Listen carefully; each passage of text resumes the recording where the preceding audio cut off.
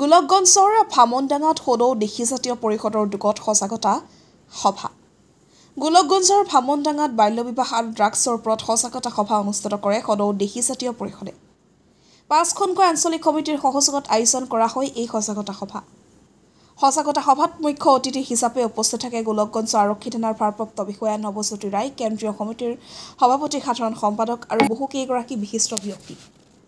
আৰক্ষী বিষয়াগৰাকীয়ে ড্ৰাগছ সেৱনকাৰীসকলক উদ্দেশ্য কৰি মূল্যৱান মন্তব্য আগবঢ়ায়।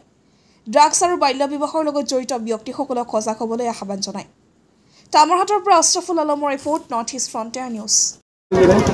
গোটেই গাঁও সমাজ সব বৰবাদ কৰি ২-৩জন ল'ৰাই পুঁজিপতি হয়, বহুত ডাঙৰ ডাঙৰ কিবা গাড়ী কিনিব। গতিকে আপোনালোকে এইটো হ'ব নিদিব।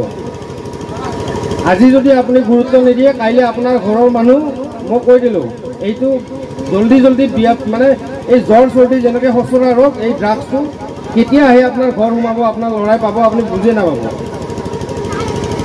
গতিকে বাকী আইনগতভাৱে আমি যিখিনি প্ৰচেষ্টা ল'ব লাগে, মই আপোনালোকক বিশ্বাস দিলোঁ। আমি সদায় আপোনালোকৰ লগত আছোঁ।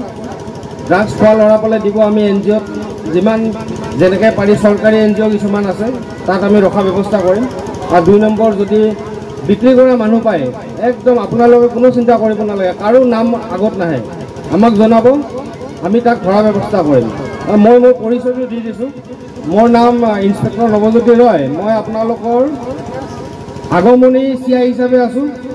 মই CI আগমনী আৰু গোলকগঞ্জত OC হিচাপে আছোঁ। গতিকে আপোনালোকে মোক যেতিয়া ড্ৰাগছ বাল্যবিবাহ সংক্ৰান্তে লগ কৰিব বিচাৰে, একদম মষ্ট ৱেলকাম, যাব পাৰে। মই গোলকগঞ্জতে থাকোঁ। এইটো আপোনালোকক আৰু পুনৰবাৰ অনুৰোধ, বাল্যবিবাহটো আৰু ড্ৰাগছটো যাতে আপোনালোকে আজিৰ এই সভাৰ পৰা গৈ সকলো ওচৰৰ পাছৰৰ মানুহক সজাগ কৰে আৰু যাতে নিজৰ এৰিয়াত কমচে কম ঠিক কৰি লওক। ঠিক আছে। পুনৰবাৰ আমাৰ সদৌ দেশী জাতীয় পৰিষদৰ সকলো সদস্যগণক ধন্যবাদ জনাইছোঁ আৰু এবাৰ আপোনালোকক বিশ্বাস দিছোঁ, আপোনালোকৰ যদি ইনফৰমেশ্যন থাকে মোৰ লগত গৈ কথা পাতিব পাৰে, কোনো মানুহৰ নাম প্ৰকাশ কৰা নহ'ব। আমি সেই হিচাপে আইনগত ব্যৱস্থা ল'ম। ধন্যবাদ।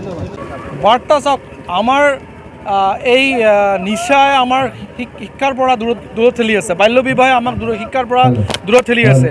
শিক্ষা যদি আমি নাথাকোঁ, আমি সকলো ফালৰ পৰা পিছ পৰি থাকিম। সেই বাৰ্তা যে আপোনালোকে সমাজক নিচামুক্ত আৰু বাল্যবিবাহ মুক্ত কৰক আৰু শিক্ষাৰ ফালে আগুৱাই যাওক। শিক্ষা লৈ আপোনালোকে জাগৰণ সৃষ্টি কৰক, শিক্ষাক হাতত লৈ, শিক্ষাক আগত লৈ আগবাঢ়ি যাওক। ধন্যবাদ জনাইছোঁ আপোনালোক সাংবাদিক যে আমাৰ ইয়াত আহিছে। আজি আমাৰ ইয়াত আগমনী আঞ্চলিক, শ্যামনগৰ আঞ্চলিক, সেন্দুৰী আঞ্চলিক আৰু ছত্ৰশাল আঞ্চলিক আৰু ভামনগা আঞ্চলিক উদ্যোগত এখন সজাগতা সভা আয়োজন কৰা হৈছিল। সেই সজাগতাৰ মেইন উদ্দেশ্য আছিল বাল্যবিবাহ আৰু ড্ৰাগছ।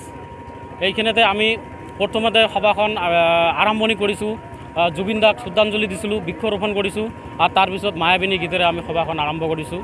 ইয়াৰ পৰা আজি কেৱল খালি ভামনগা আঞ্চলিকে নহয়, আমাৰ জিলা সমিতিৰ উদ্যোগত যিমানখিনি আঞ্চলিক আছে, প্ৰত্যেকটো আঞ্চলিক সমিতিতে আমি সজাগতা সভা দিম। প্ৰত্যেকখন আঞ্চলিকতে আমি বাল্যবিবাহ, ড্ৰাগছৰ বিৰুদ্ধে আমি সজাগতা সভা পাতিম। এইখিনিতে আমি ড্ৰাগছ আৰু যিবিলাক বাল্যবিবাহ বিৰোধী আছে, যিবিলাক গাঁও ভূঞে বহুত বাল্যবিবাহ আমি দেখা পাই আছোঁ, আগতকৈ বহুত বাল্যবিবাহৰ বাঢ়ি গৈছে, বাল্যবিবাহ সংখ্যাটো বাঢ়ি আছে। সেইসকলক মই সাৱধান কৰি দিব বিচাৰিছোঁ, আপোনালোকে সজাগ হওক। আপোনালোকে কেতিয়াও 18 বছৰ তলৰ ছোৱালীক কেতিয়াও বিয়া নিদিব। আপোনালোকে সেই ছোৱালীবিলাকক কলম তুলি দিয়ক, হাতত কিতাপ তুলি দিয়ক, তেখেতে যাতে ডাঙৰ মানুহ হ'ব পাৰে, ভৱিষ্যতে যাতে তেখেতে ডাক্তৰ বা ইঞ্জিনিয়াৰ হ'ব পাৰে, এইখিনি মই ক'ব বিচাৰিছোঁ। আৰু গাঁৱে বহুতখিনি সৰুৰ পৰা আৰম্ভ কৰি ডাঙৰলৈকে বহুত ড্ৰাগছ খাই আছে, ড্ৰাগছত আসক্ত হৈ আছে আমাৰ মানুহখিনি। সেইবিলাকক আমি সজাগ কৰিব বিচাৰিছোঁ, সেইবিলাকক আমি ক'ব খুজিছোঁ, এতিয়া আপোনালোকে সাৱধান হওক। যদি আমাৰ হাতত কেতিয়াবা আমি সদৌ দেশী জাতীয় পৰিষদৰ হাতত পৰে, সেইসকলৰ অৱস্থা কিন্তু বেয়া হ'ব। আমি তাক পিটি ডাইৰেক্ট থানাত ডাইৰেক্ট OC ছাৰক ফোন কৰি ডাইৰেক্ট থানাত দি দিম। আপোনালোকে সাৱধান হওক।